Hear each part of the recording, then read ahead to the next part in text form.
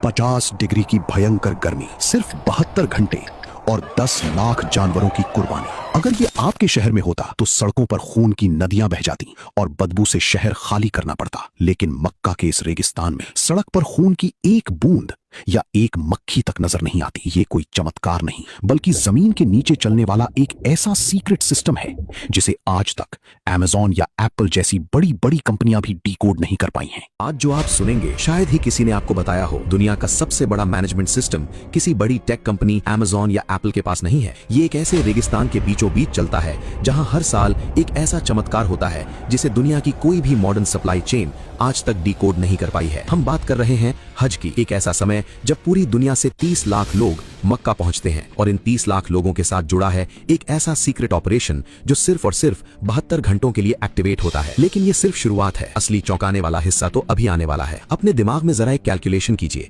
अगर आपके शहर में 10,000 जानवरों की कुर्बानी हो तो सड़कों का क्या हाल होगा। गंदगी, बदबू और बीमारियों का डर। अब सोचिए, एक ऐसी जगह जहां गर्मी 50 डिग्री सेल्सियस तक पहुंच जाती है और वहां सिर्फ 3 दिन के अंदर 10 लाख से ज्यादा जानवरों की कुर्बानी होती है। और हैरानी की बात यह है कि वहां एक मक्खी भी नहीं भिनभिनाती, खून की एक बूंद सड़क पर नजर नहीं आती। अगर आपको ये सब मैनेज करना होता तो आप कहां से शुरू करते? शायद आप हार मान लेते और कहते कि ये नामुमकिन है। यही सवाल सलमान के दिमाग में भी था। सलमान, जो भारत का एक टॉप सप्लाई चेन एनालिस्ट है, जब वो पहली बार हज पर गया तो उसे लगा कि यहाँ तो भयंकर अव्यवस्था होगी। उसका लॉजिक कहता था कि 10 लाख जानवरों का मांस एक ही जगह पर एक ही समय में प्रोसेस करना इंसान के बस की बात नहीं है। उसे लगा कि पक्का मांस सड़कों पर सड़ जाएगा। अपनी इसी जिज्ञासा को शांत करने के लिए उसने अपनी जान पहचान और कुछ स्पेशल परमिट्स का इस्तेमाल करके उस इलाके में एंट्री ली जहां आम हाजियों का जाना सख्त मना है। और जो उसने वहां देखा उसने उसके होश उड़ा दिए। पर हमेशा से ऐसा नहीं था। एक वक्त था जब हज के दौरान मिना की घाटी किसी बुरे सपने से कम नहीं होती थी। 80 के दशक तक हाजी अपनी कुर्बानी खुद करते थे। लाखों जानवर खुले में काटे जाते थे। नतीजा, सड़कों पर मांस के पहाड़ लग जाते थे,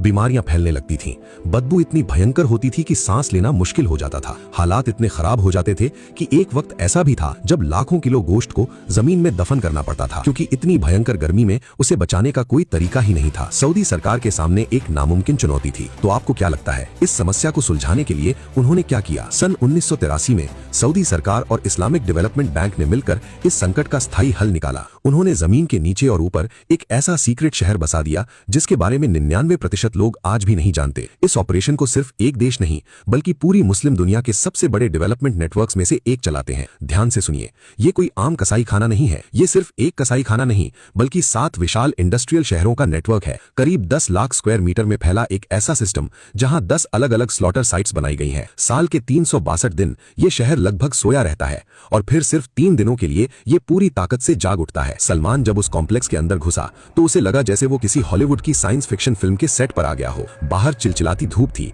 लेकिन अंदर का तापमान एकदम जमा देने वाला था। वहां मौजूद हर कर्मचारी के कपड़ों से लेकर जूतों तक को डिसइंफेक्टिंग चेंबर्स से गुजारा जाता था। सलमान ने देखा कि हर सेक्शन अलग अलग लेयर्स में बटा हुआ था। कहीं मेडिकल इंस्पेक्शन चल रहा था, कहीं डिजिटल टैगिंग और कहीं विशाल कन्वेयर बेल्ट्स बिना रुके हजारों जानवरों को आगे बढ़ा रही थी। वहां इस्तेमाल होने वाली कई मशीनें सिर्फ हज के लिए बनाई गई स्पेशल कस्टम इंडस्ट्रियल टेक्नोलॉजी थी। सलमान को ऐसा लग रहा था जैसे वो किसी स्लॉटर हाउस में नहीं बल्कि दुनिया की सबसे एडवांस्ड ऑटोमेटेड फैक्ट्री के अंदर खड़ा हो। इस ऑपरेशन को अंजाम देने के लिए पूरी दुनिया से 40,000 से ज्यादा ट्रेंड कसाई, वेटरनरी डॉक्टर्स और इंजीनियर्स को स्पेशल चार्टर्ड फ्लाइट से मक्का लाया जाता है। हर जानवर के कान में एक डिजिटल टैग लगाया जाता है जिससे उसका पूरा रिकॉर्ड सिस्टम में सेव हो जाता है। यहाँ सिर्फ हेल्थ नहीं बल्कि शरिया के हर नियम को भी मशीनों और विशेषज्ञों की मदद से वेरीफाई किया जाता है। जहां एक तरफ जानवरों की मेडिकल स्कैनिंग हो रही थी, वहीं दूसरी तरफ ऑटोमेटेड मशीनें हजारों पैकेट्स को सील कर रही थी। हर स्लॉटर लाइन के ऊपर विशाल स्टील ट्रैक्स लगे हुए थे जिन पर पूरा प्रोसेस बिना रुके आगे बढ़ता रहता था। अब इस सिस्टम की रफ्तार का अंदाजा आप इससे लगाइए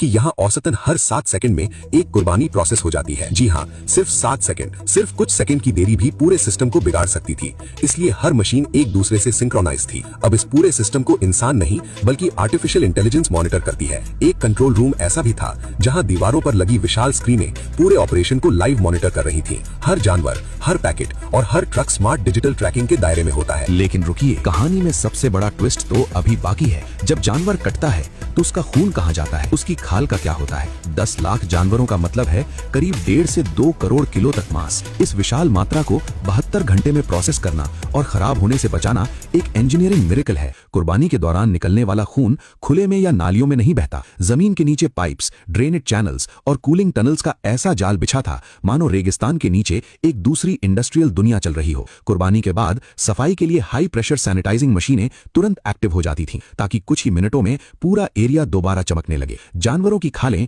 लेदर इंडस्ट्री में भेज दी जाती हैं और एक अलग अंडरग्राउंड वेस्ट प्रोसेसिंग यूनिट हर मिनट टनों बायोलॉजिकल वेस्ट को रिसाइकिल कर रही थी, जिससे बायो फर्टिलाइजर बना दिया जाता है। पूरा सिस्टम इस तरह डिजाइन किया गया था कि जानवर के आने से लेकर मीट पैकेट बनने तक इंसानी हाथों का इस्तेमाल कम से कम हो। सलमान को सबसे ज्यादा हैरानी इस बात की हुई कि इतने बड़े ऑपरेशन के बावजूद वहां इंसानों से ज्यादा मशीनें काम करती नजर आ रही थीं। जैसे ही गोश्त तैयार होता है, बड़ी बड़ी ऑटोमेटेड मशीनें उसे काटती हैं। सलमान ने देखा कि कुछ मशीनें इतनी तेज थीं कि इंसानी आंख उनके ब्लेड्स की मूवमेंट तक नहीं देख पा रही थी। इतनी विशाल मात्रा में मांस को खराब होने से बचाने के लिए इंडस्ट्रियल वैक्यूम पैकिंग मशीनें लगातार 24 घंटे काम करती रहती थीं। कुछ जगहों पर रोबोटिक आर्म्स गोश्त को कन्वेयर बेल्ट से उठाकर सीधे फ्रीजिंग सेक्शंस में डाल रहे थे। इन फ्रीजर्स की क्षमता इतनी विशाल है कि इनमें 7 लाख जानवरों का गोश्त एक साथ स्टोर किया जा सकता है। हजारों टन बर्फ और कूलिंग गैस पाइपलाइंस इस पूरे सिस्टम को लगातार ठंडा रखती थीं। एक सेक्शन ऐसा भी था जहां सिर्फ तापमान मॉनिटर करने वाली मशीनें लगी थीं, क्योंकि तापमान में हल्की सी गलती भी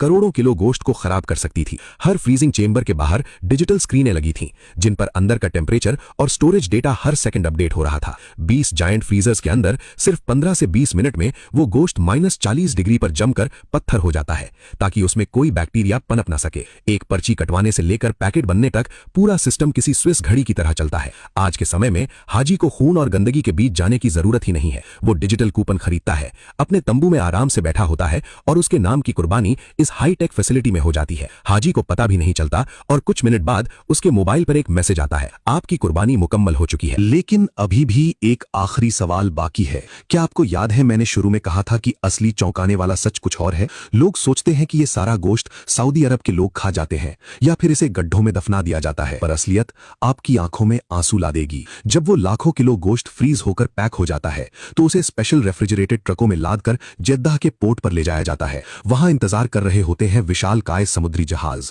मक्का में की गई कुर्बानी महीनों बाद फिलिस्तीन के किसी रेफ्यूजी कैंप में बैठे बच्चे की भूख मिटाती है। ये गोश्त सीरिया, सूडान, सोमालिया और यहां तक कि बांग्लादेश और अफ्रीकी देशों के गरीब गांवों तक भेजा जाता है। दुनिया भर के 27 से भी ज्यादा देशों में इसे डिस्ट्रीब्यूट किया जाता है। जो इंसान हज पर आया है उसे शायद कभी पता भी नहीं चलता कि उसके द्वारा दिए गए पैसे से हुई कुर्बानी 7 समंदर पार किसी ऐसे परिवार को जिंदा रखे हुए है जिसने महीनों से पेट भर खाना नहीं खाया। ये सिर्फ एक लॉजिस्टिक्स या मैनेजमेंट सिस्टम नहीं है, ये इंसानियत और टेक्नोलॉजी का दुनिया में सबसे बड़ा और सबसे खामोश संगम है। एक ऐसी जगह जहां सदियों पुरानी एक धार्मिक परंपरा को मॉडर्न साइंस ने दुनिया की सबसे बड़ी ग्लोबल चैरिटी में बदल दिया है। एक ऐसी सप्लाई चेन जहां न कोई प्रॉफिट मार्जिन है, न कोई मार्केटिंग, बस एक ही मकसद है कि दुनिया के किसी कोने में कोई इंसान भूखा न सोए। अब एक बार फिर से सोचिए, 10 लाख जानवर, हर 7 सेकंड में एक कुर्बानी, 40,000 लोग, 7 विशाल शहर, आर्टिफिशियल इंटेलिजेंस, मशीनें जो पलक झपकते ही अपना काम कर जाती हैं, और 27 देश। क्या आपने कभी इस सीक्रेट मैनेजमेंट सिस्टम के बारे में सपने में भी सोचा था?